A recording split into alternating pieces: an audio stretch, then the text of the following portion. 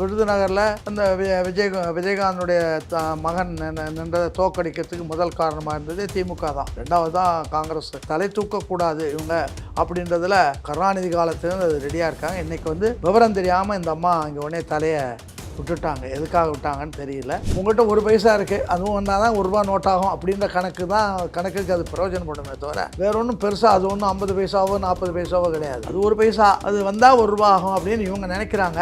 இந்த ஒன்று வந்தாலும் 10மான்ற சந்தேகத்தில் விஜய் நிற்கிறாப்புல. விஜய் எங்கோ நிற்கிறாப்புல.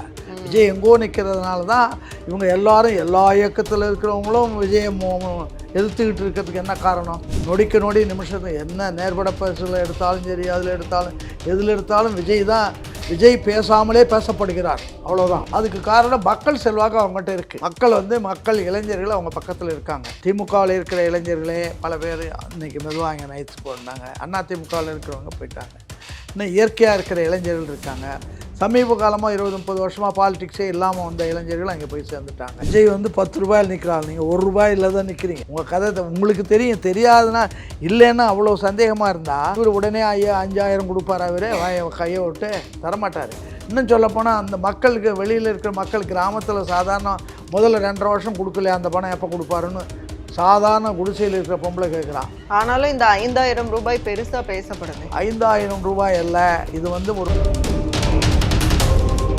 காங்கிரஸை பொறுத்த வரைக்கும் இவ்வளோ நாள் முட்டாள்தனமாகவே இருந்தாங்கன்னு என்னுடைய கருத்து. ஏன்னா உங்களை பூரணமாக தமிழ்நாட்டை விட்டு வெளியில் அனுப்புனது திமுக. நீங்கள் அவங்களோட இப்படியே போய் சேர்ந்தீங்க. நீங்கள் தனியாக நின்று வந்திருந்தீங்கன்னா உங்களுக்கு ஊர் கட்சி வளர்ந்துருக்கும். ஆளுங்கட்சியோட கூட்டணி வச்சால் அந்த இயக்கங்கள் வளர முடியாது. ஏன் வளர முடியாதுன்னா அது புளிய மரத்துக்கு கீழே இருக்கிற செடிக்கு சமம். திராவிட இயக்கத்தை பொறுத்த வரைக்கும் ஜெயலலிதா ஒரு ஃபாரின் பிளேடு தான். அது வந்த பிற்பாடு என்ன பண்ணுச்சு? அங்கே ஒரு 1000 ஏக்கர், இங்கே ஒரு 1000 ஏக்கர், இங்கே பங்களா, இதெல்லாம் எதுக்கு சேர்த்து இப்போ என்ன ஆச்சு? அது அவ்வளவும் எத்தனாச்சு? அனாதையாக கொண்டே கொளுத்துனாங்க, புதைச்சாங்களே தவிர இதெல்லாம் அறிவுள்ள ஜீவன் செய்கிற வேலையாது. நான் 2 நாளாக பார்த்தீங்கன்னா தினமணியில் 4 பக்கம் விளம்பரம், எல்லா பத்திரிகையிலும். இப்போ என்ன அவசரம்?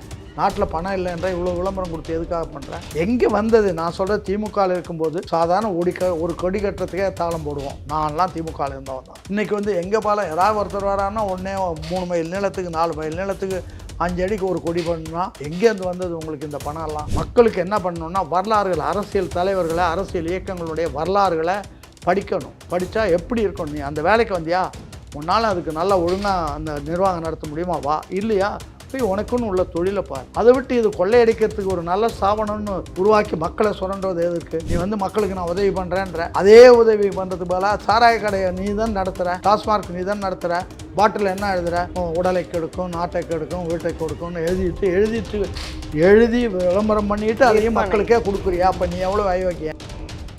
இன்க்ளூசிவ் நியூஸ் தமிழ் நேயர்களுக்கு வணக்கம். இன்றைக்கு நேர்காணல நம்ம கூட இணைஞ்சிருக்காங்க அதிமுக எம்எல்ஏ திருச்சி சௌந்தரராஜன் அவர்கள். நிறைய கேள்விகள் கேட்க போறோம், வாங்க பேசலாம். வணக்கம் சார். தேமுதிகவோட அந்த கூட்டணி விவகாரம் தான் வந்து பெரிய பேசு பொருளாக இருக்கு. அவங்க வந்து திமுகவோட கூட்டணியை உறுதி செய்திருக்கிறாங்க. ஸோ ஏற்கனவே இது வரைக்கும் நிறைய பேர் விமர்சிக்கிறது, பாஜக வந்து சொல்றது என்னன்னா கேப்டனோட ஆன்மா வந்து மன்னிக்காது அப்படின்னு சொல்றாங்க. அது எதுக்காக அப்படி சொல்றாங்க? ஏன்னா கேப்டன் இருந்த வரைக்கும் அவங்க வந்து திமுகவோட கூட்டணிக்கு போனதே இல்லை. ஆனா பிரேமலதா விஜயகாந்த் அவர்கள் வந்து இப்போ அந்த தவறை வந்து செஞ்சிருக்கிறாங்க அப்படின்னு சொல்றாங்க. ஸோ இந்த திமுகவோட கூட்டணி போன விஷயம் பத்தி நீங்க என்ன நினைக்கிறீங்க? தேமுதிக வந்து ஒரு கட்சி என்ற இயல்பை எப்பயோ விட்டு விலகிடுச்சு. ஒரு கட்சி அல்ல, அதை எடுத்து வச்சுக்கிட்டு இந்த அம்மா ஆட்டம் காட்டுறாங்களே தவிர திமுக விஜயகாந்தோட அந்த விவகாரம் முடிஞ்சது. விஜயகாந்துக்கு தன்மானம் இருந்தது, சுயமரியாதை இருந்தது, அவருக்கு நியாயங்கள் தெரிஞ்சது, தமிழ்நாட்டினுடைய மக்களினுடைய இயல்புகளை புரிஞ்சு இருந்தார். அவங்களுக்கு தகுந்த மாதிரி அந்த இயக்கத்தை அன்னைக்கு வந்து அந்த இயக்கங்களை எதிர்க்க வேண்டிய இயக்கங்களை எதிர்த்தார். ஆனால் அதை பழிவாங்கிற மாதிரி வேணும்னே கருணாநிதி அவருடைய திருமண மண்டபத்தை காலி பண்ணார். அதுவே மிகப்பெரிய துரோகம். ரெண்டாவது இப்போவும் கூட இப்போ விருதுநகரில் அந்த விஜயகாந்தனுடைய மகன் நின்றதை தோக்கடிக்கிறதுக்கு முதல் காரணமாக இருந்தது திமுக தான். ரெண்டாவது தான் காங்கிரஸ். காங்கிரஸ் தான் வந்து இல்லை, காங்கிரஸ் ஆயுதமாக வைத்து இவங்க தான் ஒழிச்சு கட்டது. ஏன்டா இவங்களால் நேரடியாக விருதுநகரில் வெற்றி பெற முடியாது. காங்கிரஸுக்கு அங்கே ஒரு செல்வாக்கு இருக்குது விருதுநகரில். அதுவும் ப்ளஸ் டிஎம்கே சேர்த்து தான் ஒழிக்கணுன்றதுக்காக தலை தூக்கக்கூடாது இவங்க அப்படின்றதில் முதல்லேருந்து அவங்க கருணாநிதி காலத்துலேருந்து அது ரெடியாக இருக்காங்க. இன்றைக்கி வந்து விவரம் தெரியாமல் இந்த அம்மா இங்கே உடனே தலையை விட்டுட்டாங்க. எதுக்காக விட்டாங்கன்னு தெரியல.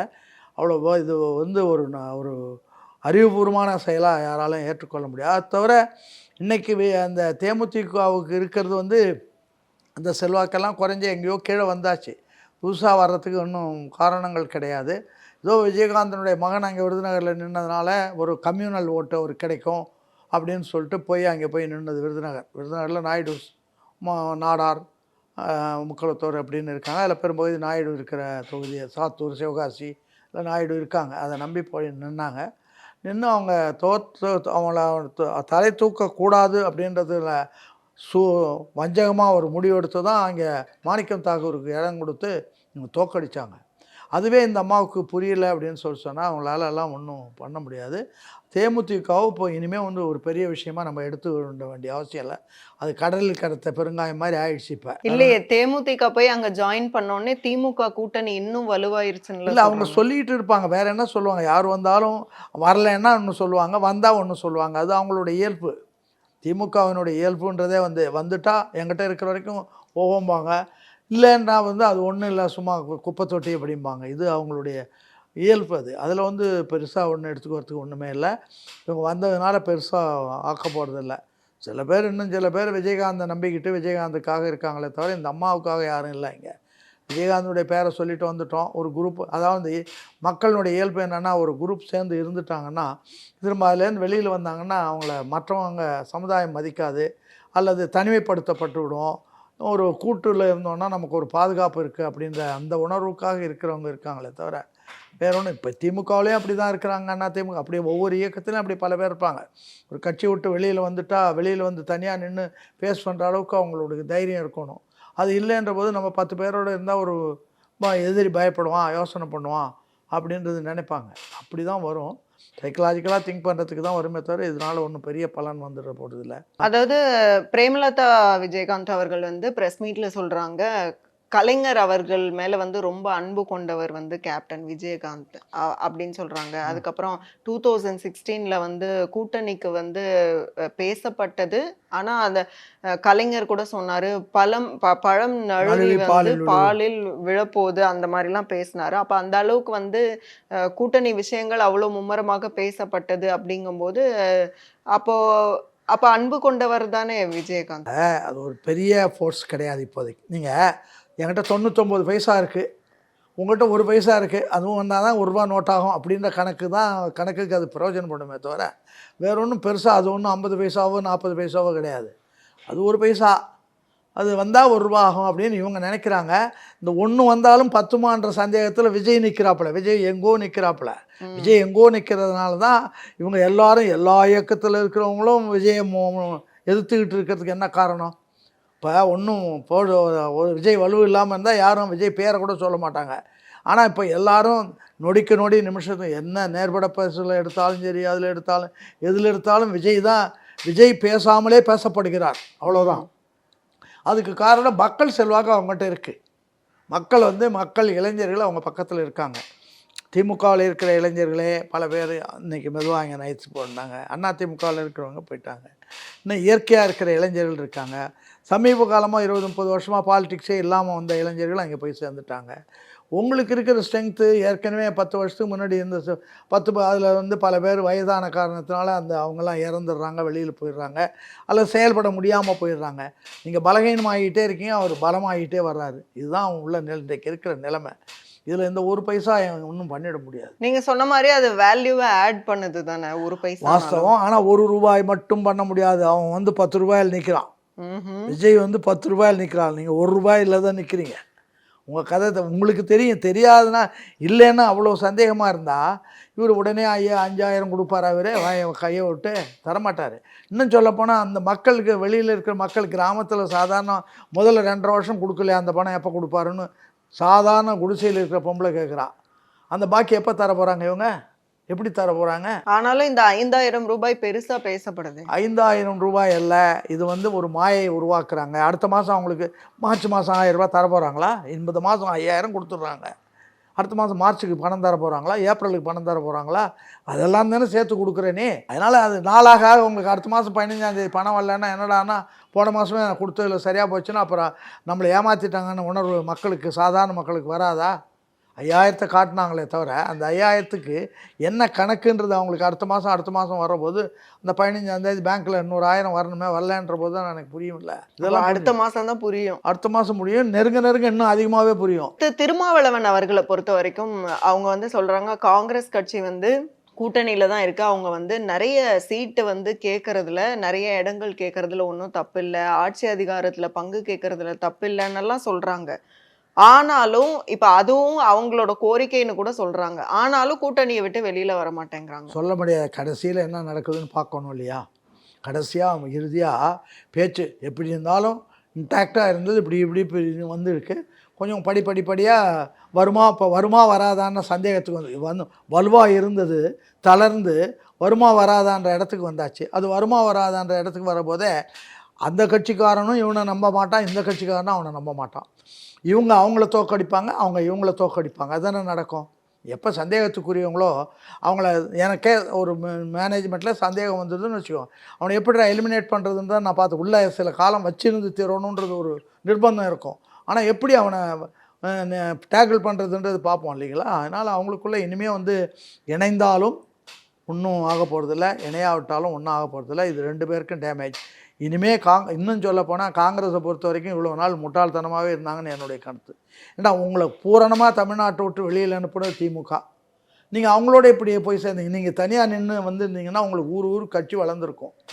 கட்சி வளராமல் போனது. கட்சி இப்போ ஆளுங்கட்சியோட கூட்டணி வச்சால் அந்த இயக்கங்கள் வளர முடியாது. ஏன் வளர முடியாதுன்னா அது புளிய மரத்துக்கு கீழே இருக்கிற செடிக்கு சமம். ஆளுங்கட்சி நீ வந்து எதிர்கட்சியாக இருந்து மக்களுக்காக செயல்பட்டு போராடி மக்கள்கிட்ட ஒரு மரியாதையை பற்றினா வளர்க்க முடியும். நீ எதுக்காக போய் ஆளுங்கட்சியோட அதுக்கு ஆளுங்கட்சிக்கே நாங்கள் சேர்ந்துடுறோம், நீ எதுக்கு நீ எதுக்கு ஒன்று இருக்கணும், மேலே இருக்கிற ஒரு 10 பேர் பொழப்பு நடத்துறதுக்காக அந்த கட்சி அங்கே போய் இருக்கிறதா? இப்போ கட்சின்னா நீங்கள் பார்த்தீங்கன்னு சொல்லிட்டுனா எப்பயுமே ஜனநாயகத்தில் எதிர்கட்சின்றது மிக முக்கியமானது. அதனுடைய பணி மகத்தானது, தெரியுதுங்களா. சாதாரண பணி கிடையாது. எல்லா தியாகம் பண்ணி வளர வேண்டிய ஒரு இயக்கம். நீ அடிமையாக இருந்தேன்னா உன்னை யார் மதிப்பாங்க? நான் சொல்கிறேன், இப்போ திருமாவளவன் எனக்கு ரொம்ப நெருக்கமாக வேண்டிய நண்பர் தான், வேண்டியவர் தான், எங்கள் பகுதிக்காரர் தான், எல்லாமே உண்டு. ஆனால் அவரே கூட எப்படி செய்கிறாரு என்னன்னு எனக்கு தெரியல. இப்போ நான் பார்க்குறேன் பல இடங்களில் 20, 25, 30% விடுதலை சிறுத்தைகள் இருக்கிற தோழர்கள் வெளியில் போயிட்டாங்க. அது அவருக்கும் தெரியும். அதனால தான் அவர் சொல்கிறாரு, நான் உங்களெல்லாம் இது டாக்டரேட் படிக்கிறது அளவுக்கு போகணும் வந்து நீங்கள் பாலபாடம் படிக்கிறதுக்கு போயிட்டீங்களேன்னு ஒரு தடவை பேசினார். அதனால தான் சொன்னாரா? அதனால தான் பண்ண போகிறது தெரிஞ்சதுனால தான் போடாதீங்க, ஓடாதீங்க, நீங்கள்லாம் உங்களை நான் தகுதியோடு வச்சுருக்கேன், நீங்கள் ஏன் இப்படி போகிறீங்களே அப்படின்னு சொல்கிறது. அதனால தானே அந்த எரிச்சல் கோபம். அதனால தானே அவர் எதனால் வெளியில் அவர் இப்போ கூட நான் சொல்கிறேன், அவர் நல்ல சிந்தனையாளர், நல்ல அறிவு இருக்குது, நிறைய படிச்சிருக்காரு, ஆற்றல் மிக்கவர். அவருக்கு ஜனநாயகத்தில் ஆளுங்கட்சியோடு எப்படி இருக்கிறது அப்படின்றது ஒன்று இருக்குது. ஆளுங்கட்சியோடு நீ இருந்தால் ஆளுங்கட்சி செய்கிற தவறுகளை நீ எப்படி சுட்டி காட்டாமல் இருக்க முடியும்? மக்களுக்காக தியாகம் பண்ண ஆளுங்கட்சி ஆளுது, நாட்டம் ஆளுது, அதில் தவறு இருக்கிறத எடுத்துக்காட்டி அதுக்காக போராடி தேவையான செய்ய வேண்டிய வேலை எதிர்கட்சிக்கு உண்டு. எதிர்கட்சியே இல்லைன்னா அவன் அழிஞ்சு போயிடுவான்னு அர்த்தம் இருக்குது. இது வள்ளுவரே ஒரு குரலில் சொல்லுவார், எடுப்பாறை இல்லாமன்னோன்னு கெடுப்பாரின்றி கெடும்னு சொல்லிட்டு. நீ அதை செய்ய வேண்டியது தானே, செய்ய வேண்டிய வேலையை விட்டு எல்லாம் கம்யூனிஸ்டாக இருந்தாலும் இவங்களாக இருந்தாலும் நீங்கள் அவங்களோட இருக்கிறது அப்படின்றது அது சரியான சிந்தனை இல்லை. இதே உமாநாத்தோ கல்யாண சுந்தரமோ அல்லது சங்கரையாவோ அவங்கெல்லாம் இருந்தாங்கன்னா அந்த சிந்தனைக்கு வரமாட்டாங்க. கட்சி தோழமை கட்சினா தோழமையோடு முடிஞ்சது. இப்போ அண்ணா 67 எல்லா கட்சியும் சேர்த்து ஆளுங்கட்சி எதிர்க்கிறதுக்காக சேர்த்தார். அண்ணா ஆளுங்கட்சியாக இருந்துட்டு செய்யலை. ஆளுங்கட்சி வலுவாக இருக்குது, அதை எதிர்க்கிறதுக்கு நம்மெல்லாம் அந்த கட்சியை எதிர்க்கிறவங்க நம்மெல்லாம் ஒன்று சேருவோம் அப்படின்னு சேர்த்து வச்சு எதிர்த்து அவங்கவுங்களுக்குள்ள சீட்டை கொடுத்து கொண்டு வந்தார். வெற்றி பெற்ற உடனே வெளியில் வந்தது என்ன சொன்னார், அவங்க கட்சி வேலையை பார்க்கலாம், தேனியில் முடிந்து விட்டது அப்படின்ட்டார். தீர்ந்து போச்சு. நீ போய் உன் கட்சி வேலையை செஞ்சால் தான் நீ கம்யூனிஸ்ட் வந்து நான் ஆளுங்கட்சியாக இருந்தால் என்னுடைய குறையை எதிரி சொன்னால் தான் எனக்கு தெரியும், இல்லைன்னா என் குறையை எனக்கு மறைக்கும். நீ எதிரி வேலையே செய்யாம நீ எனக்கு எடுபடியா ஏன் நிக்கிற? இப்ப யாரு எதிர்கட்சியாக இப்போ சரியான வந்து முறையான இப்ப தமிழ்நாட்டுல பெரிய தேவை வந்து முறையான எதிர்கட்சியே இல்லை. அதிமுக இல்லையா? அதிமுக எங்க இருக்குது? அவங்களும் அவங்க தான் ஊழல் மழிந்து அது ஆகி இப்போ அதுவும் பிஜேபி கூட சேர்ந்துட்டு இருப்பாடு அது எப்படி எதிர்கட்சியாக இருக்க முடியாது. இப்பயோ அது அதிமுகவை பொறுத்த வரைக்கும் அதனுடைய குணம், மனம், காரம், சுவை எல்லாம் அந்த ஜெயலலிதா வந்த அன்றைக்கே போயிடுச்சு. எம்ஜிஆர் ₹1 சேர்த்தாரா? எம்ஜிஆர் சட்டமன்றத்தில் சொன்னார், நானோ என்னுடைய குடும்பத்தில் ஒருவரோ தமிழ்நாட்டிலோ இந்தியாவிலோ வெளிநாட்டிலோ ஒரு அங்குலம் இடம் வாங்கியதாக நிரூபித்தால் நான் இந்த சட்டமன்றத்தில் தூக்கில் தொங்குவதற்கு தயார்னார். எம்ஜிஆர் செத்தார். சாகிற போது அவர் உயிர் எழுதுறதுல கட்சி நடத்தணும்னு எழுதலை. அவர் என்ன எழுதுறாருன்னா, யாராவது நடத்தினா நடத்தட்டும் அப்படின்னாலே நான் நடத்த வேணான்னு அர்த்தம். நடத்தலைன்னா இந்த பூராவும் எடுத்து குருடர் செவிடர் பள்ளிக்கு கொடுத்துடணும் அப்படின்றாரு. க்ளோஸ் பண்ணிடுறாரு எல்லாத்தையுமே. அதுக்கு பிறகு இவங்களுக்கு போக்கத்தவங்கெல்லாம் சேர்ந்து தான் ஜெயலலிதாவை தூக்கி வச்சுக்கிட்டு ஆடி மக்களை ஏமாற்றி அதை கொண்டு வந்தாங்க. ஆனால் அந்த அம்மாவும் வந்த ஒருபாடு அது ஃபாரின் பிளட். எங்களை பொறுத்த வரைக்கும், திராவிட இயக்கத்தை பொறுத்த வரைக்கும் ஜெயலலிதா ஒரு ஃபாரின் பிளட் தான். அது வந்த பிற்பாடு என்ன பண்ணுச்சு, அங்கே ஒரு 1000 ஏக்கர், இங்கே ஒரு 1000 ஏக்கர், இங்கே பங்களா, இதெல்லாம் எதுக்கு சேர்த்து இப்போ என்ன ஆச்சு? அது அவ்வளவும் எத்தனாச்சு? அனாதையாக கொண்டே கொளுத்துனாங்க, புதைச்சாங்களே தவிர இதெல்லாம் அறிவுள்ள ஜீவன் செய்கிற வேலையாது. எம்ஜிஆர் சேர்த்தாரா? அண்ணா சேர்த்தாரா? காமராஜர் சேர்த்தாரா? அதுக்கு முன்னாடி ஓமாந்தூரார் சேர்த்தாரா? யாரும் அவெல்லாம் புனிதமானவர்கள் இந்த இடத்துல வந்துடுச்சு. கூட இந்த சமயத்தில் ஒரு இதில் காமெடியாக போட்டிருந்தான். காமராஜர் பார்த்து இவர் கேட்குறாராம், காமராஜருக்கு பதவி ஆசை வந்துடுச்சுன்னு. காமராஜர் பதில் சொல்கிறாருன்னு சொல்லிட்டு போட்டிருக்காரு. என்ன சொல்கிறாருன்னா, நீ எல்லாம் வந்து ஒரு படம் அந்த இடத்த பற்றி நான் யோசனையே பண்ண மாட்டேன் அப்படின்றாரு. அவ்வளோ கேவலமாக போயிடுச்சு நீ வந்த இடம் அப்படின்ற மாதிரி ஆன மீனிங்கில் அவர் போடுறாங்க. இதெல்லாம் உண்மை. நீங்கள் இது கடந்த கால ஆட்சி காலத்தில் இருந்தவங்கள இன்றைக்கும் புகழ்கிறோம். இன்றைக்கும் அவங்க பேரில் எந்த குறையும் சொல்ல முடியல யாரையும் பற்றி. ஆனால் இன்றைக்கி வந்தவங்களை பற்றி என்னென்ன சொல்ல முடியுது? எவ்வளோ விவகாரங்கள் வருது, எவ்வளோ ஜெயிலுக்கு போகிறாங்க. ஜெயிலுக்கு போகிறதுக்கு இது ஊழல் பண்ணிவிட்டு ஜெயிலுக்கு போகிறாங்க. போகாமல் தடுத்துக்கிறதுக்கு கச்சத்தீவு தானம் பண்ணுறோம். இன்னும் என்னென்னமோ பண்ணுறோமே. இந்த நாட்டை காட்டி கொடுத்து நான் அவங்க கொள்ளையடிக்கிறோம், அவ்வளோதான். அதனால் இது வந்து இந்த இயக்கம் வந்து மக்கள் ஏதோ நினச்சி சும்மா இந்த மீடியாக்களுக்கெல்லாம் வந்து அங்கேருந்தே பணம் தரப்படுதுன்னு சொல்கிறாங்க. இன்னும் இதில் அவங்களுக்கு அந்த நேர்த்தியாளருக்கு மாதம் 3 லட்சம் தராங்க, அவங்களுக்கு தராங்க. இவங்களாம் நீங்கள் ரொம்ப டேமேஜ் பண்ணாமல் ஒரு நேக்கு போக்காக நடந்து போகணுன்றதுக்காகவே பணம் தர்றாங்க. தினம் இப்போ பார்த்தீங்கன்னா 2 நாளாக பார்த்தீங்கன்னா தினமணியில் 4 பக்கம் விளம்பரம், எல்லா பத்திரிகையிலும். இப்போ என்ன அவசரம்? நாட்டில் பணம் இல்லைன்ற இவ்வளோ விளம்பரம் கொடுத்து எதுக்காக பண்ணுறேன்? எங்கே வந்தது? நான் சொல்கிறது திமுகவில் இருக்கும்போது சாதாரண ஒரு கொடி கட்டுறதுக்கே தாளம் போடுவோம். நான்லாம் திமுகவில் இருந்தவன் தான். இன்றைக்கி வந்து எங்கே பாலம் யாராவது ஒருத்தர் வரான்னா உடனே 3 மைல் நீளத்துக்கு 4 மைல் நீளத்துக்கு 5 அடிக்கு ஒரு கொடி பண்ணா எங்கேருந்து வந்தது உங்களுக்கு இந்த பணம்லாம்? மக்களை சுரண்டி மக்கள்கிட்ட போய் சேர வேண்டிய பணம் கொள்ளையடித்து வந்தது. நீங்கள் கொள்ளையடிப்பது, நீங்கள் 1000 ரூபா கொள்ளையடிக்கணும்னா இன்னொருத்தனுக்கு 10,000 ரூபா கொடுத்தா தான் அவன் 1000 உனக்கு தருவான். உங்கள்கிட்ட இருக்கிறது மட்டும் இல்லை, உங்கள்கிட்ட இருக்கிறது இப்போ அவங்க மந்திரிங்கிட்ட ஆயிரக்கணக்கான ஏக்கர் நிலம் இருக்குதுன்றாங்க. ஸோ நில சீர்திருத்த சட்டம் கொண்டு வந்து பேசி அண்ணா வந்து நில சீர்திருத்த சட்டத்தை முறைப்படுத்தணும்னு சொன்னார்.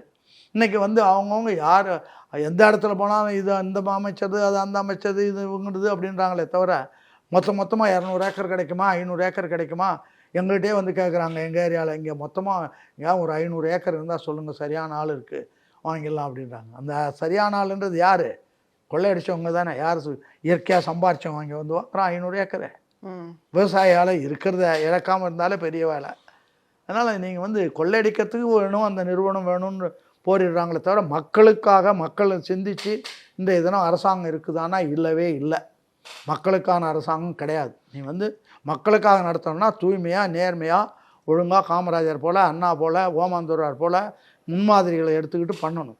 பெரிய ஜவஹர்லால் நேரு இருந்தார், நாட்டிலே பெரிய கோடீஸ்வரர் அவர் ஒருத்தர். கடைசியில் அவருக்கு ஒன்றுமே இல்லை, ஒரே ஒரு வீடு இருக்குது. அதை வந்து என் மக கேட்டால் கொடுத்துருங்க, இல்லை கட்சிக்காரங்க கேட்டால் கட்சிக்கே கொடுத்துருங்க, என் தங்கச்சி வந்து கேட்டால் அதுக்கும் பாதி கொடுத்துருங்கன்னு தான் உயிர் எழுதுகிறாரு. அவ்வளோ பெரிய ஆள். அப்படியெல்லாம் பொது வாழ்க்கைக்கு வந்தவங்கெல்லாம் தூய்மையாக தான் இருந்திருக்காங்க. வஉசி பாருங்கள், பெரிய இதில் தூத்துக்குடியில் பெரிய கப்பல் வியாபாரி, கடைசி ஒன்றும் இல்லாமல் மண்ணெண்ணெய் விற்று பிழைக்க வேண்டிய அளவுக்கு வந்தார். எல்லாம் பார்க்குறோம்ல. இதெல்லாம் நீங்கள் மக்களுக்கு என்ன பண்ணணுன்னா வரலாறுகள், அரசியல் தலைவர்களை, அரசியல் இயக்கங்களுடைய வரலாறுகளை படிக்கணும். படித்தா எப்படி இருக்கணும்? நீ அந்த வேலைக்கு வந்தியா, உன்னால் அதுக்கு நல்லா ஒழுங்காக அந்த நிர்வாகம் நடத்த முடியுமா? வா. இல்லையா போய் உனக்குன்னு உள்ள தொழிலை பார். அதை விட்டு இது கொள்ளையடிக்கிறதுக்கு ஒரு நல்ல ஸ்தாபனம்னு உருவாக்கி மக்களை சுரண்டுவது எதற்கு? நீ வந்து மக்களுக்கு நான் உதவி பண்ணுறேன்ற, அதே உதவி பண்ணுறதுக்கு பதிலாக சாராய கடையை நீ தான் நடத்துகிற, டாஸ்மார்க் நீ தான் நடத்துகிற, பாட்டில் என்ன எழுதுகிற, இது விஷம், உடலை கெடுக்கும், நாட்டை கெடுக்கும், வீட்டை கெடுக்கும்னு எழுதிட்டு எழுதி விளம்பரம் பண்ணிட்டு அதையும் விற்பனை. மக்களுக்கே கொடுக்குறியா? அப்போ நீ எவ்வளோ அயோக்கியன்? நீ ஏன் அதை மூடக்கூடாது? ஒரே நாளில் மூடிட்டு போ. எப்படி மூட முடியுன்றாங்க. நான் ஒருத்தர் கேட்டார் என்ன, எப்படி மூட முடியுமா? மூடவே முடியாது அப்படின்னாப்புல. மூட முடியும், வழி நான் சொல்கிறேன். யார் யாரெல்லாம் குடியில் அதிகமாக இருக்காங்களோ அவங்க பர்மிட் கொடு, இஷ்யூ பண்ணிட்டு அவனுக்கு இவ்வளோ மாதத்தில் 2 யூனிட் 3 யூனிட்னு கொடுத்துட்டு பாக்கி கடையை மூடு. பள்ளிக்கூடத்து பிள்ளைங்களுக்கு வாங்குறதுக்கு இடம் இருக்காது. பள்ளிக்கூடங்கள் பசங்க வாங்கினது போக இப்போ பொண்ணுங்களே போய் வாங்கி குடிக்கிற அளவுக்கு ஆகிட்டா ஒரு சமுதாயமே டோட்டலாக கெட்டு போகுது. உங்களால் நீ நிறுத்த முடியாது, எதுவும் முடியாதுன்னு உலகத்தில் எதுவுமே கிடையாது. If there is a mind there is a way. முடியாதுன்னு ஒன்றும் கிடையாது. இதுக்கு உதாரணம் ஒன்று சொல்லப்போனால் 77 திருச்சியில் வெள்ளம் வந்து ஊரே போயிடுச்சு. மெயின் கார்டு கேட்டில் வந்து 12 பேர் அந்த மெயின் கார்டு கேட்லேயே செத்து போயிட்டான் தண்ணியில். அப்படிப்பட்ட நிலைமையில் எம்ஜிஆர் முதலமைச்சர் வராரு. அவர் கூட நிதி அமைச்சர், director of town planning, finance minister, அப்புறம் மற்ற சீஃப் செக்ரட்டரி எல்லோரும் வந்தாங்க. வந்து உட்கார்ந்துருக்க போது திருச்சியில் ஒரு ஏரியா இருக்குது, அண்டகொண்டான் காஜா தோப்பு வாழ்வா தோப்புன்னு ஒரு பகுதி இருக்குது. அது வந்து ஒரு குகை மாதிரி 4 பக்கம், இந்த பக்கம் கண்டோன்மெண்ட்டு, அந்த மட்டும் பாலக்கரை, இந்த பக்கம் தென்னூர், அப்படி இருக்கிற ஒரு குகையில் எல்லாம் பீடி சுற்றுற தொழிலாளர்கள் எல்லாரும் வந்து பீடி சுற்றுவான். அப்படியே பீடி எச்சில் ஊற்றுவான். அங்கே சாலை வசதி கிடையாது, சாக்கடை கிடையாது, லைட்டு கிடையாது, ஒன்றும் கிடையாது. வெள்ளம் வந்து எல்லாருக்கும் அந்த திருச்சி பூராவுக்கும் எஸ்டிமேட் போட்டு அங்கே இது பண்ணுறாங்க சர்க்யூட் காஸ்ட்டில். நான் இருக்கேன், எம்ஜிஆர் இருக்கார், பாக்கி ஐஏஎஸ் ஆஃபீஸர்ஸ் 5 பேர் இருந்தாங்க. அப்போ என்ன பண்ண எல்லாத்துக்கும் போட்ட விற்பா நான் கேட்டேன், இந்த அண்டகொண்டான் காஜா தோப்பு ஆழ்வார் தோப்புக்கு என்ன பண்ணீங்கன்னு. அது எல்லாரும் பிராமின் ஐஏஎஸ் ஆஃபீஸர்ஸ் தான் சொன்னாங்க. அதுக்கு பண்ண முடியாதுன்னாங்க. ஏன் பண்ண முடியாதுன்னு நான் பேசுகிறேன். தலைவர் எம்ஜிஆர் பேச மாட்டார், ஏதோ பண்ண போகிறான்றதுக்காக வச்சுருப்பார். ஏன் பண்ண முடியாதுன்னு, அது நம்ம இடம் இல்லை, அதனால் அதுக்கு பண்ண முடியாதுன்னாங்க. அப்போ அங்கே இருக்கிற மக்கள் நம்ம மக்கள் இல்லையான்னு எல்லாம் அப்படி வசந்து பார்க்குறேன். என்னடா சீஃப் மினிஸ்டர் வச்சுட்டு ஒரு கேள்வி கேட்குறாரு என்ன. அப்புறம் சொன்னேன், நீங்கள் வந்து அதுவே ஒரு அக்ரஹாரமாக இருந்தால் ஏதாச்சும் பண்ணியிருப்பீங்க அப்படின்னு அடுத்த கேள்வி போட்டேன்.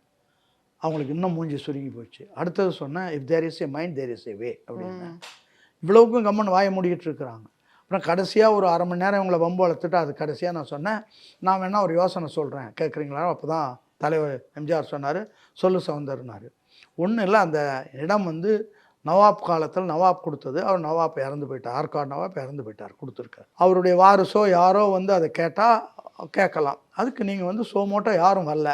நீங்கள் சோமோட்டோ ஒரு பத்திரிக்கையில் ஒரு 15 நாள் இது மாதிரி இந்த ப்ராப்பர்ட்டிக்கு யாராச்சும் ஓனர் இருந்தால் போனாங்க அப்படின்னு சோமோட்டோவே போட்டு ஒரு டிக்ளரேஷன் பண்ணி 15 நாளில் யாரும் வரலன்னா அரசாங்கமாக எடுத்துக்கோ கொடுக்கலாமே அப்படின்னேன்.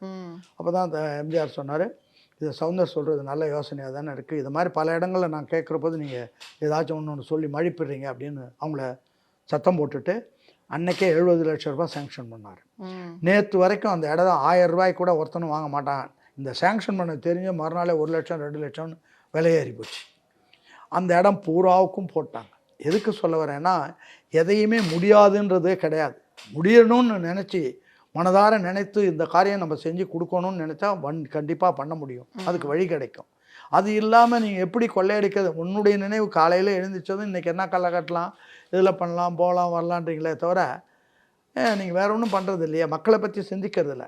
காமராஜர் மக்களை பற்றி சிந்தித்து என்ன சொன்னாருன்னா, அண்ணா எதிர்க்கட்சி தலைவர் கிட்ட கேட்குறாரு, வரியில்லா சர்க்கார் நடத்த முடியுமான்னு கேட்குறாரு. அண்ணா நடத்த முடியும் அப்படின்றாரு. அது எப்படி நடத்த முடியுன்றார். எந்தெந்த தொழில்கள் வளமான தொழில்களாக இருக்கோ அதெல்லாம் எடுத்து வச்சுன்னா நம்ம நடத்தணுன்னா அரசாங்கம் நடத்தலாம், அவன் நடத்துவாங்க. அது மாதிரி ஏதாச்சும் உதாரணம் சொல்ல முடியுமான்றாரு. டென்மார்க் நாடு பால் வியாபாரம் பண்ணி நடத்துது அப்படின்னாரு அண்ணா. உடனே அப்போ இங்கே எது பண்ணலான்னா, இங்கே வந்து போக்குவரத்து துறையை நம்ம நடத்தினா லாபம் வருது பண்ணலாம். ஆனால் அதுலேயே ஊழல் பண்ணி அது பண்ணி இது பண்ணி அது நஷ்டம்னு கொண்டு வந்துட்டாங்க இவங்க. பொதுத்துறைகளை அழிக்கிறது சாப்பிட்றதுன்னு வச்சுக்கிட்டா அது எப்படி சரியாக வரும்? பொதுத்துறையை வாழ வைக்கணும்னு நினச்சா தான் வாழ வைக்க முடியும். அப்படி கேட்ட முதல்வர் காமராஜர், அதுக்கு வழி சொன்னவர் அண்ணா. நீங்கள் அதை மாதிரி சிந்திக்காமல் நீங்கள் எப்படி வழிபாடு காலையில் இருந்து எவனா ஒன்று ஏழை ஒரு வீட்டை வாடகைக்கு எடுத்தான்னா அவனுக்கு வாடகைக்கு வரி போடுற நாடு இங்கே தான் சார் நான் பார்க்குறேன். இதை விட கொடுமை என்ன இருக்க முடியும்? வீடு இல்லாதவன் தானே வாடகைக்கு போகிறான், அவனுக்கு வரி போட்டான் என்ன நியாயம் இருக்குது? நீ என்ன பண்ணுற அதுக்கு?